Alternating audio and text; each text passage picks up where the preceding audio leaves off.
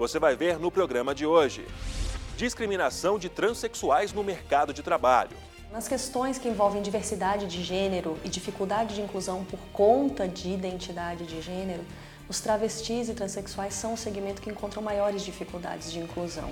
Greve. O que diz a lei? A lei de greve estabelece alguns requisitos necessários à sua deflagração. Se esses requisitos não forem atendidos, a greve é tida como ilegal. As regras da participação nos lucros da empresa. Além da PLR ser utilizada como ferramenta de motivação dentro das empresas, algumas utilizam o recurso para alcançar metas pré-estabelecidas. E ainda, o trabalho de uma fonoaudióloga. Fonoaudiologia é uma ciência da área de saúde que estuda a área da audição, fala, voz, linguagem, e ela também visa a parte de prevenção dessas áreas. Fique com a gente, o Trabalho Legal está só começando. Olá, seja bem-vindo ao Trabalho Legal, programa do Ministério Público do Trabalho em parceria com a Associação Nacional dos Procuradores do Trabalho. Esta edição começa falando de discriminação no mercado de trabalho. Vítimas do preconceito, transexuais encontram dificuldades para conseguir emprego. Uma batalha diária contra o preconceito. É assim que Ludmila define a própria vida profissional. Quando a gente fala dessa inserção nesse mercado de trabalho, a gente sempre se pergunta como isso deveria acontecer, né? E a gente tem uma lógica que alguns processos farão disso uma etapa mais fácil, como, sei lá, ter um currículo universitário. Mas só que, para mim, isso não aconteceu com essa facilidade, ou pelo menos com essas regrinhas, né, que esse social nos impõe. Formada em publicidade e propaganda, ela sempre encontrou as portas do mercado de trabalho fechadas. Resultado, nunca conseguiu exercer a tão sonhada profissão. Eu achei que tendo um currículo universitário, tendo diploma, isso facilitaria. Mas só que não foi muito bem assim, né? Ao terminar a faculdade, eu me formei em 2008, no segundo semestre de 2008, eu fiz entrega de vários currículos para vários lugares e tinha muito intenção de trabalhar na minha área de formação. Mas eu participei de alguns processos seletivos, de algumas entrevistas, e eu sempre esbarrei na lógica de que naquele momento, né, eu não tinha preenchido os caracteres de perfil que a vaga disponibilizada precisava. Segundo esta procuradora do trabalho, o caso de Ludmila não é isolado. De acordo com Renata Coelho, travestis e transexuais têm o primeiro contato com a discriminação dentro de casa. Nas questões que envolvem diversidade de gênero e dificuldade de inclusão por conta de identidade de gênero, os travestis e transexuais são o segmento que encontram maiores dificuldades de inclusão. De inclusão na própria família, de inclusão na vida escolar e, claro, de inclusão no trabalho. Veja, nós estamos num sistema capitalista em que o empresário ele escolhe o operário padrão, o chamado operário padrão. A aparência conta muito.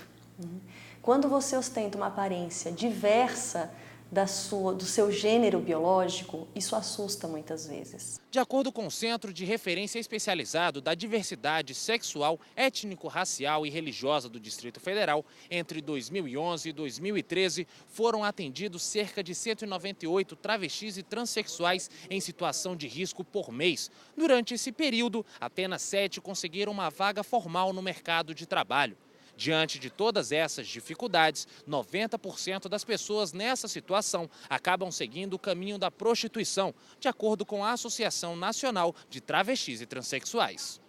Para não fazer parte dessas estatísticas, Bianca mirou na estabilidade oferecida pelo serviço público. Eu faço um caminho devagar e cheguei à minha transexualidade, passei pelo nome social, tive constrangimento, muitos constrangimentos. A gente vivencia de manhã, de tarde e de noite. Mas isso não me impediu de eu ir buscar meus objetivos, como eu acabei de te falar. A gente está buscando a luta, a ferro e fogo mesmo, tá entendendo? O nome social, ou seja, a mudança de identidade para o sexo adotado, também é outro desafio. O nome social é importante nesse primeiro momento, da menina ou do menino transexual, dele começar a descobrir que existe uma demanda positiva, que existe um respaldo para ele buscar um emprego, voltar a estudar, enfrentar a sala de aula, da maneira que aquela pessoa se vê no mundo, da maneira que ela quer se encontrar, que ela quer vivenciar aquilo. Para solicitar alterações de nome e sexo, é preciso entrar com um processo na Justiça.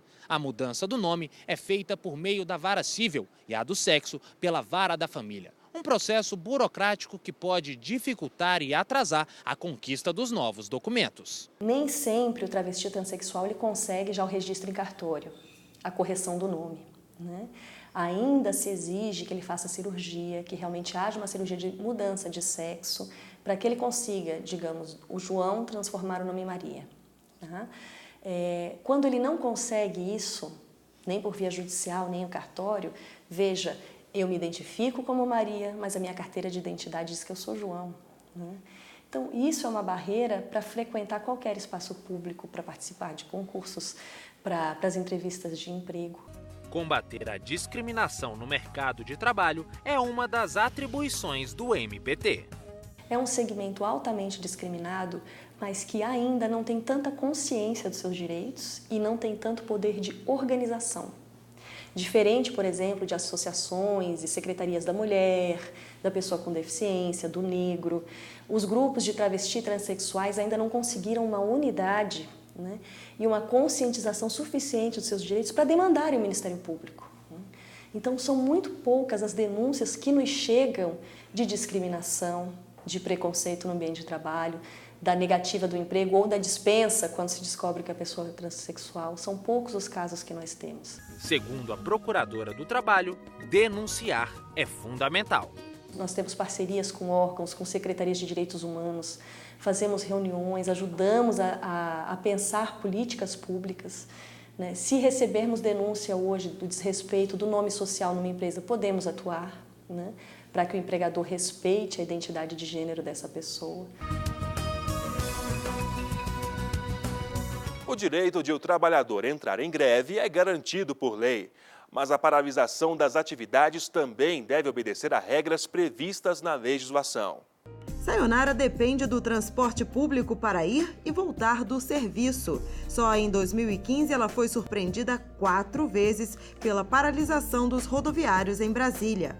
Do nada, assim. Às vezes está com a televisão ligada de manhã para escutar alguma reportagem, e às vezes escuta o repórter falando, né, que os ônibus entrou de greve, aí já liga pro patrão, ó, nós vamos estar de greve, não tem como trabalhar hoje. É um transtorno. A gente que precisa de transporte público, né, é necessário pro dia a dia, é um transtorno. Outro serviço essencial é o bancário, e quando ele para, é uma complicação só, né, seu Mário? Para todo mundo é ruim, né? Você sabe que é, né? Aí estraga tudo. Como é que o banco não funciona? Você para resolver o negócio tudo fechado? Não tem condições, não. Pois é, praticamente todo mundo depende diariamente de serviços como transporte público, os hospitais, bancos, escolas. E se essas atividades param por um dia que seja, parece que a nossa vida deu um nó. Mas é importante lembrar que o direito de cruzar os braços e reivindicar melhores condições de trabalho é garantido pela Constituição e regulamentado pela Lei 7.783. A lei de greve estabelece alguns requisitos necessários à sua deflagração. Se esses requisitos não forem atendidos, a greve é tida como ilegal. Dentro desses requisitos estão uma prévia assembleia, a definição da pauta, o que os trabalhadores estão querendo, as propostas que eles estão sugerindo, a greve não pode ser violenta e também a prévia comunicação, tanto à empresa ou às empresas atingidas por esse movimento paredista, quanto também à população, para que ninguém seja pego de surpresa. Se não houver essa comunicação prévia, a greve é tida como ilegal. Então, é uma exigência natural que a população precise saber e se previna quando é que vai ocorrer a greve. Mesmo com a regra, Jonatas diz que se sentiu desrespeitado. Eu mesmo já fiquei aqui várias vezes, tipo, umas 3 vezes que não foi avisado que ia ter greve. Aí foi um tumulto muito grande aqui. No Brasil, só em 1946 é que entrar em greve deixou de ser crime. 18 anos depois, entrou em vigor a primeira lei que regulava o direito de greve, hoje já extinta. Geralmente, os sindicatos que representam as categorias de trabalhadores estão à frente das greves. Caso haja alguma ilegalidade, a entidade que representa os trabalhadores pode ser penalizada, principalmente com multa. Quando uma categoria decide entrar em greve, né, existem requisitos formais que a Lei 7783 de 89, assim como a Constituição e algumas decisões do TST impõem, para que se deflagre uma greve considerada não abusiva, uma greve que vai ter um início sem que o judiciário barre por considerar abusiva. Tá? Então, são requisitos do tipo obedecer o quórum estatutário do sindicato, demonstrar que o sindicato e a empresa efetivamente tentaram fazer a negociação coletiva, demonstrar em ata a aprovação da Assembleia para que a Assembleia realmente, de fato, aprovou a paralisação, não é? Esse tipo de demonstração. Serviços como saúde e segurança também não podem parar totalmente. A lei não estabelece qual é o percentual que tem que ser mantido durante o movimento de greve. Como a lei não diz, ela remete para um acordo entre as partes, entre empregados e empregadores. Então, esse percentual pode ser de 30%, pode ser de 40%, pode ser de 50%, pode ser de 70%, o que negociarem. Na prática, nós temos visto que os empregadores não têm aceito os percentuais propostos pelos trabalhadores. Então, essa discussão, como não tem consenso, acaba indo parar no judiciário. E o judiciário é o que arbitra qual é o percentual. Francisco Gerson explica ainda que, mesmo como uma conquista valiosa, greve é um direito antipático. E o motivo virou até livro. Nós sabemos que a greve ela é um direito constitucional, mas ninguém gosta de greve. O próprio trabalhador não gosta de greve, ele faz a greve porque é o jeito. Quando nós falamos de greve, precisamos saber o que levou o trabalhador a deflagrar a greve. Porque a greve, ela traz uma antipatia natural, né? Ela é antipática à sociedade, ela é antipática à família do trabalhador, porque o trabalhador vai para a rua, o dirigente sindical vai para a rua, vai fazer um trabalho, né? O empresário não gosta da greve, a população não gosta da greve, ninguém gosta da greve, né? Embora seja um direito fundamental. A greve, né, historicamente, ela percorreu alguns momentos, né? Inicialmente, ela foi considerada como um fato danoso para a sociedade e era coibida. Num segundo momento, ela passou a ser tolerada e, num terceiro momento, é o momento agora, ela passou a ser reconhecida. Tanto é que a Constituição de 1988, ela alçou o direito de greve ao patamar de direito fundamental, de caráter coletivo. Então, sem a greve, as exigências, as reivindicações dos trabalhadores seriam meramente súplicas, meramente pedidos que seriam atendidos pelos empregadores em caso de realmente eles se sensibilizarem, o que isso, via de regra, é incompatível com o poder econômico e com a questão do lucro. E você vai ver depois do intervalo as regras da participação nos lucros da empresa.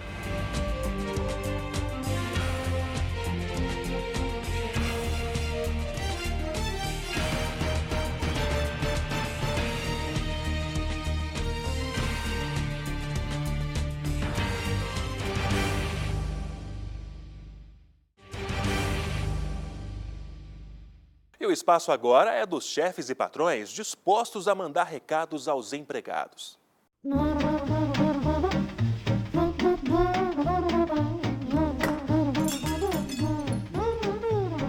Bom, eu só peço à minha equipe de trabalho que a crise é geral, mas que ela não deixe entrar aqui na empresa. Ô galera, vamos sair do WhatsApp e vamos trabalhar mais. Eu quero agradecer à minha equipe, que eu estou muito bem servida com eles, são pessoas maravilhosas e eu sempre falo, nós somos uma família, porque eles passam mais tempo comigo do que com os familiares deles e a gente se entende muito bem, eu só tenho a agradecer.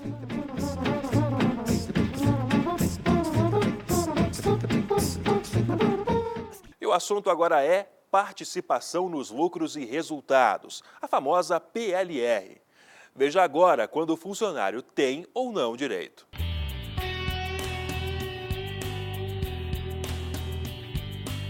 Rubens, você gostaria de receber participação nos lucros e resultados da empresa em que você trabalha? Sim, com certeza, porque essa ajuda iria me ajudar a pagar minhas contas a mais e seria uma a mais, né, que eu ia ter no final do mês. Com toda certeza, faz toda a diferença sim. Sempre é bem-vindo, né? No final do mês, final do ano, uma continha a mais é sempre bem-vindo. Eu acho que é muito importante esse pagamento. Para o funcionamento da empresa ter um rendimento melhor, é muito importante. Eu acho interessante, que é uma forma de você bonificar, é uma forma de você incentivar aos seus servidores, aos seus empregados. Quando ele tem participação nos lucros, com certeza ele trabalhará muito mais motivado. Conhecida como PLR, a participação nos lucros e resultados tem por objetivo incentivar os empregados e deixá-los mais comprometidos com o trabalho que desempenham, melhorar os resultados da empresa e recompensar em dinheiro os funcionários que nela trabalham. Evidentemente que ele vai ter mais lazer, ele vai ter mais esporte, ele vai ter uma série de coisas. É lógico que ele vai trabalhar motivado, isso é fato. Além da PLR ser utilizada como ferramenta de motivação dentro das empresas, algumas utilizam o recurso para alcançar metas pré-estabelecidas. A categoria de trabalhadores do setor bancário é um exemplo prático disso. Vários gestores utilizam como motivação ali para atingir o resultado e falar, olha, vamos lá que a gente vai receber uma PLR. E até às vezes maior, né? Se vai atingir um resultado melhor, então as pessoas são motivadas a render mais no trabalho. É uma ferramenta importante e depois disso, né, a gente até conseguiu um avanço na legislação do imposto de renda para até R$6.000, por exemplo, quando foi que começou, não tem imposto de renda sobre a PLR. Para o Wesley, a PLR trouxe mais satisfação no trabalho e contribuiu para aumentar a renda. A PLR, como benefício, ela é um acréscimo, um complemento de renda que a gente tem e o bancário já conta com isso, né?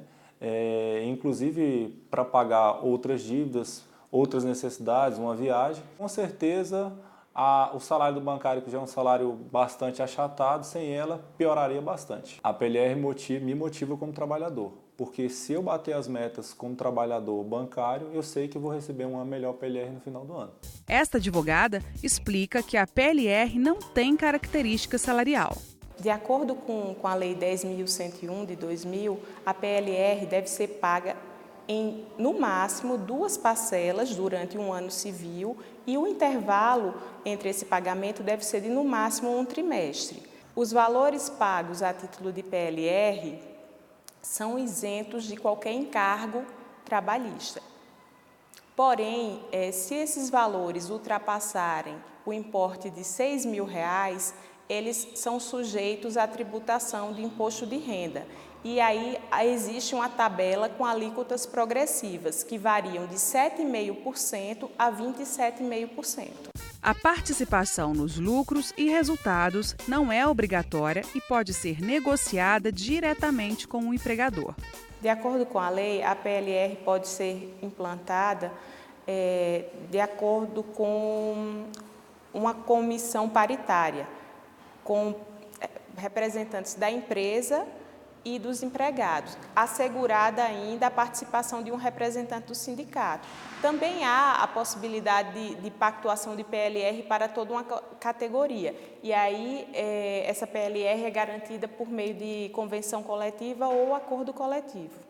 Caso haja descumprimento ou algum empregado se sinta lesado no pagamento da PLR, ele pode socorrer-se do Poder Judiciário para ver garantido esse direito. E você vai ver logo depois do intervalo o trabalho de uma fonoaudióloga.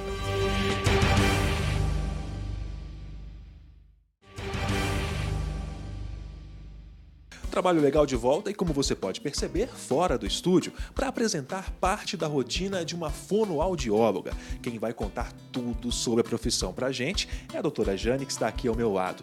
Doutora, para começar, o que é a fonoaudiologia? Fonoaudiologia é uma ciência da área de saúde que estuda a área da audição, fala, voz, linguagem, e ela também visa a parte de prevenção dessas áreas. Existem vários ramos de atuação dentro da profissão, né? Sim, existem várias áreas. A gente pode falar que existem várias especializações. Então, nós temos a área da voz, da fala, da linguagem, onde a gente vê a parte da linguagem oral e escrita, a parte da fluência, que a gente fala da gagueira, a parte da audição, além da parte também da linguagem escrita e também da área de motricidade oral, onde a gente coloca as pessoas que têm problemas de fala. Quais são as características necessárias para exercer a profissão? As características, ela precisa ser um bom ouvinte, ela precisa ter uma capacidade de lidar com o outro muito bem, de se relacionar bem, porque a gente lida com a área de saúde e lida com o outro, com as dificuldades do outro. Se ela não estiver aberta para isso, se ela não gostar das pessoas, né, de lidar com as pessoas, vai ficar mais difícil. Além do que, tem que ser um bom falante, que tenha uma boa fala, para que haja um bom modelo de fala também. Formação também é indispensável. Sim, a gente tem um curso de fonoaudiologia de 4 anos de duração, onde a gente vê as partes básicas de anatomia, fisiologia, todas essas áreas básicas, e depois a gente vai para as áreas profissionalizantes de cada segmento, como eu falei, da parte de especialização. Depois de graduado, o profissional começa a atuar num consultório como este, né? Também, ele pode atuar num consultório como esse, mas ele também pode atuar dentro dos hospitais públicos, hospitais particulares, empresas também de telemarketing, pode trabalhar também em TV. O campo de atuação da fonoaudiologia é muito grande. Geralmente os pacientes que procuram a senhora apresentam que tipos de problemas? Eu sou especialista em voz, então normalmente quem vem ao meu consultório são pessoas que têm problema de rouquidão. E se a gente pensar em rouquidão, o maior foco é o professor, que tem muita alteração de voz. Mas também a gente pode pensar nos cantores, nos atores, onde eles vêm também para procurar uma melhor performance nas áreas dele. E a doutora Jane vai mostrar para a gente também um pouco das ferramentas de trabalho. Aqui na mesa nós temos um balde e um canudo, é isso, doutora? Isso é uma técnica que a gente tem usado para trabalhar a voz das pessoas. Ela faz uma flexibilidade muito grande em prega vocal e tem dado um resultado muito bom em rouquidão. Tá? Como funciona? Qual é o procedimento? Então, a gente pede ao paciente para colocar, normalmente tem água dentro do pote, tem que ser, e ele vai botar o tubo, né? Isso aqui não é um canudo, a gente chama de tubo finlandês, e ela vai botar aqui e ela vai fazer um som, produzir um som, que é isso aqui, ó.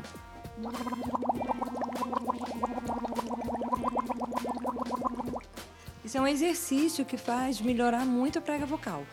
Obviamente que isso aqui as pessoas não podem estar fazendo por conta própria, porque depende da dificuldade da pessoa, qual o problema que ela tem. Então a gente fala, mas a gente tem que saber cuidar, porque senão você pode estar fazendo e piorando o seu problema. Então é importante também saber como fazer. Quais são os principais cuidados que uma pessoa deve ter com a voz no dia a dia? Então, quando a gente pensa assim, a pessoa tem um problema de voz, né? O que eu posso fazer? Primeira coisa é beber bastante água. A água, ela hidrata todo o trato da região, então ela faz com que essa prega vocal vibre melhor, apesar da água não passar dentro da prega vocal, mas ela dá uma melhor umidificação em todo o trato vocal, que a gente diz. Além do que, evitar leites e derivados, porque isso aqui aumenta a secreção, e aí a pessoa começa a pigarrear, espirrar. Isso é super ruim para a voz, porque isso machuca a corda vocal, então ela evitar de fazer isso. Alimentos que dão muita azia, que a pessoa percebe, isso aí vai voltar e vai queimar a corda vocal.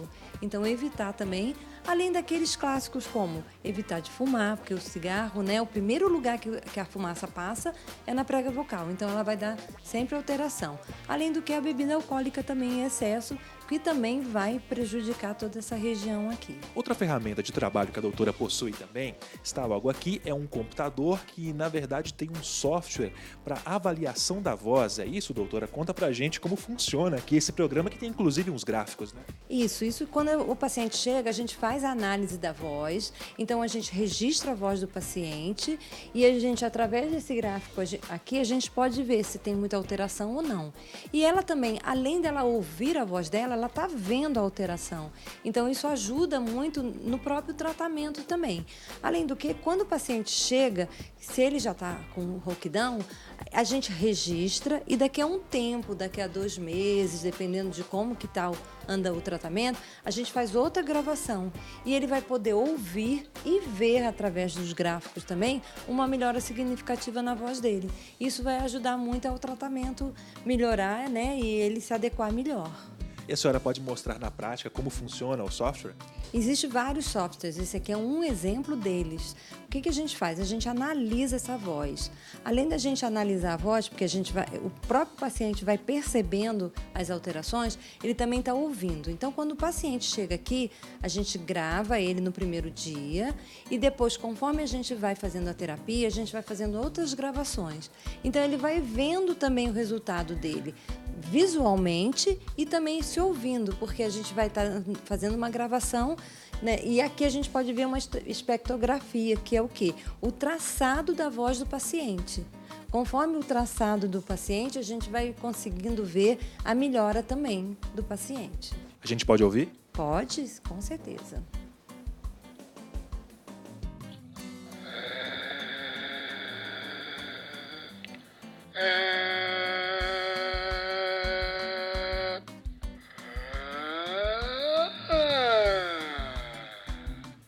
E esse paciente apresenta que tipo de problema? Ele tem uma alteração grande na voz, ele tinha um pólipo vocal, que é dentro da corda vocal, como se fosse um calo, um tumorzinho benigno, e que ele, além de fazer a terapia, ele teve que fazer a cirurgia também. Então ele estava com um comprometimento muito grande na prega vocal.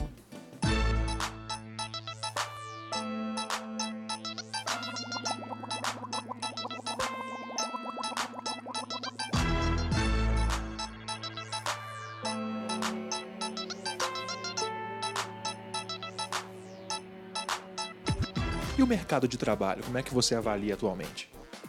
Eu posso falar porque até também sou de faculdade, né? Sou professora universitária. Hoje em dia nós temos uma necessidade muito grande. Aqui no Distrito Federal a gente tem uma carência muito grande de fonoaudiólogo. Se a gente parar, todo fonoaudiólogo que chega aqui, ele vai ter trabalho. Porque o campo de trabalho está muito grande e necessitando muito de fonoaudiólogo. Cresceu muito. E como é a rotina do profissional? Geralmente vocês trabalham quantas horas por dia? Olha, não é uma rotina leve, não. A gente trabalha muitas horas por dia, sim. Como eu te falei, tem um campo muito grande, então a gente acaba trabalhando, né? Eu sou professora universitária, tenho minha clínica e ainda trabalho no hospital público. Então é uma rotina de 7 da manhã, que eu tenho que estar no hospital, até umas 5, 6 horas da tarde. Doutora, obrigado por receber a equipe do Trabalho Legal aqui no seu consultório. Por nada, sempre a gente está à disposição, muito feliz de poder estar falando de uma profissão que eu amo de paixão, é a minha grande vocação. Faria de novo, se fosse possível, numa época que fonoaudiologia as pessoas nem sabiam direito, e eu posso dizer que sempre fui muito bem sucedida porque gosto do que eu faço. Eu espero que você aí de casa tenha gostado. Se você tiver alguma sugestão de reportagem, basta enviar para trabalholegal.pautas@gmail.com. Já para conhecer um pouco mais sobre o Ministério Público do Trabalho, basta acessar www.mpt.mp.br e também o Facebook ou o canal no YouTube. Esta edição do Trabalho Legal fica por aqui. Até a próxima!